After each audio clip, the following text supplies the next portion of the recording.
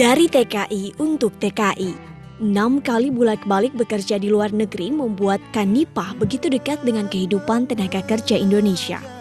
Anak-anak para TKW yang terlantar mengetuk pintu hatinya untuk mengabdi demi mereka.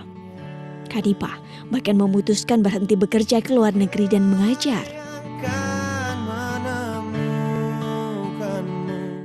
Terinspirasi dari lembaga yang itu namanya SBMI. Saya terinspirasi dari situ untuk mempelajari mereka, bagi mereka yang ibunya ke luar negeri menjadi TKI, TKW gitu.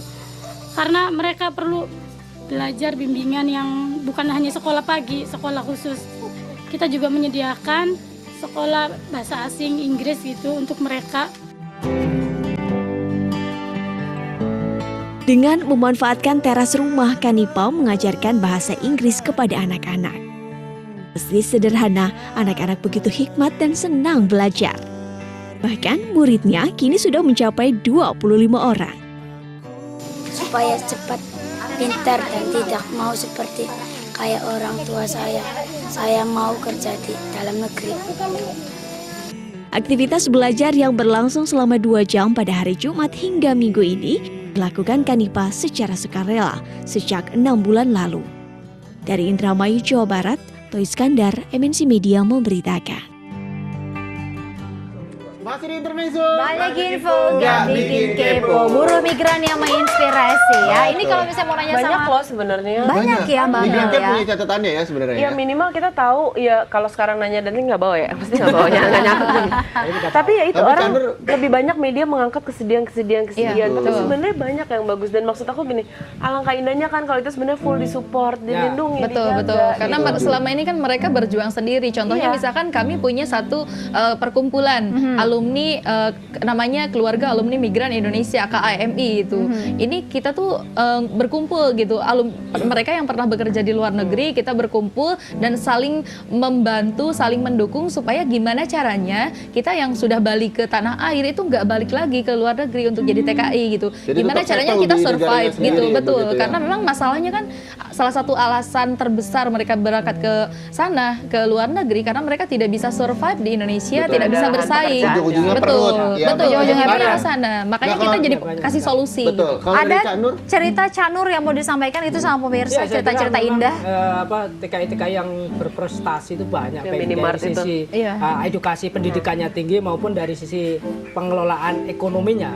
Betul. Ada beberapa TKI yang kemudian direkomendasi Migrancare kemudian mendapatkan apresiasi dari Kementerian Pemberdayaan Perempuan. Iya. Itu ada yang punya 9 minimarket. Kemudian ada beberapa koperasi-koperasi yang ada di Betul. Lembata, ada di BMT. Banyuwangi, ada di Jember, ada di Kebumen, ada di Wonosobo. Itu punya kelompok-kelompok itu yang sebenarnya itu tanpa ada edukasi pun dia bisa melakukan upaya-upaya untuk pemberdayaannya itu. Bisa Nah, berjalan. ini yang semestinya harus disupport, didorong terus oleh pemerintah baik pusat maupun daerah. Itu yang sekarang lagi banyak kita lakukan juga ya, Ya. mensosialisasikan itu, kita jalan ke sana. Oke. Karena menurut kita sebenarnya sumbernya ada di daerah. Sumbernya itu semua sumber kekuatannya, di sumber kehidupan mereka, sumber di mana mereka bisa menghasilkan sesuatu sebenarnya ada di daerah. Oke. Jadi edukasi apa yang bisa lo lakukan, apa yang harus lo lakukan semua mesti dimulai dari sana nah sebenarnya. oke. Kalau dari Mbak Heni, Mbak punya tips atau cara nggak buat pemirsa di rumah nih mungkin ada keluarganya yang bekerja di sana supaya tenang di Indonesia, Iya. bahwa aman-aman saja dan yang sudah bekerja di sana ingin balik ke Indonesia lagi bisa Biar survive. settle gitu, biar Betul, survive. ya itu Kak.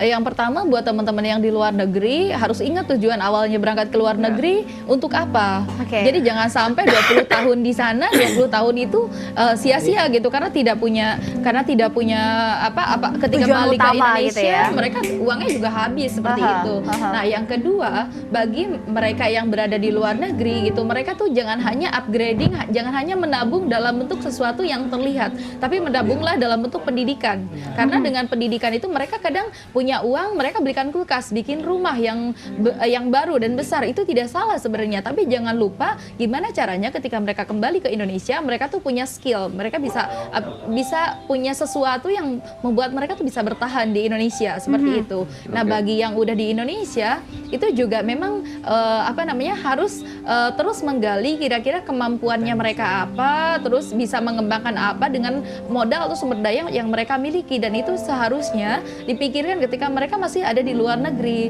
Dan tentunya mereka tidak bisa bertahan di Indonesia ketika tidak ada kerjasama dengan keluarganya. Jadi selama ini kebanyakan hanya dalam tanda petik, kalau bahasa kasar itu hanya jadi sapi perahan oleh keluarganya seperti itu. Jadi saya berharap bahwa untuk bisa survive di Indonesia itu bukan hanya keinginan sendiri saja, tapi perlu banyak orang yang mendukung. Salah satunya adalah keluarga. Yang kedua, pemerintah juga tentunya ya, karena dengan kebijakan-kebijakan yang ada itu bisa membantu mereka bisa lebih survive di Indonesia. Dan yang terakhir adalah lingkungan. Kadang lingkungan itu justru yang membuat mereka sulit gitu untuk bertahan, karena tadinya mereka punya banyak uang juga seperti itu, dan habit-habit mungkin agak jet lag juga ya, mungkin pertama iya betul, dari Hong Kong misalkan, dari luar negeri dulu punya uang tiap bulan, tiba-tiba nggak ada penghasilan sama sekali, mungkin jet lag juga ya seperti itu. Nah itulah makanya kenapa Mbak Heni bilang pendidikan itu perlu untuk memutus rantai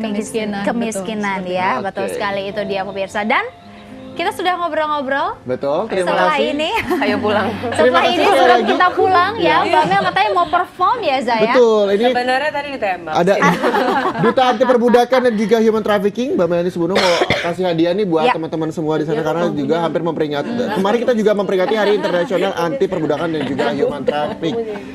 King, terima kasih banyak Mbak Eni, terima kasih banyak Canur. Terima kasih banyak Mbak Heni, Candur dan juga Mbak Mel. Oke, ini sambil Mbak Mel prepare, Betul. kita pamitan juga sama pemirsa yang ada di rumah. Semoga kali ini temanya bermanfaat untuk Anda, informasi yang baru lagi membuka yang namanya pikiran kita mengenai yaitu dia buruh migran yang ada di Indonesia dan juga ada di mancanegara. Canur boleh duduk di sini daripada berdiri aja. Canur sini duduk sebelah aku ya. Pemirsa, ketemu lagi di hari Senin di minggu depan, dan selamat beraktivitas untuk Anda di hari ini. Saya Marina Bastapal. Saya Muhammad Syareza Canur, Mbak Eni, Mbak Melani di Alfa pamit undur diri. Terima kasih banyak dan sampai jumpa. Bye.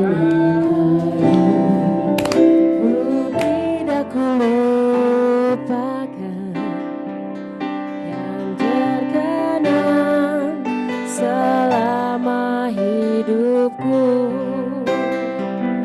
biarpun saya pergi jauh, tidak akan hilang dari kalbu. Tanahku yang ku cintai, engkau ku hargai,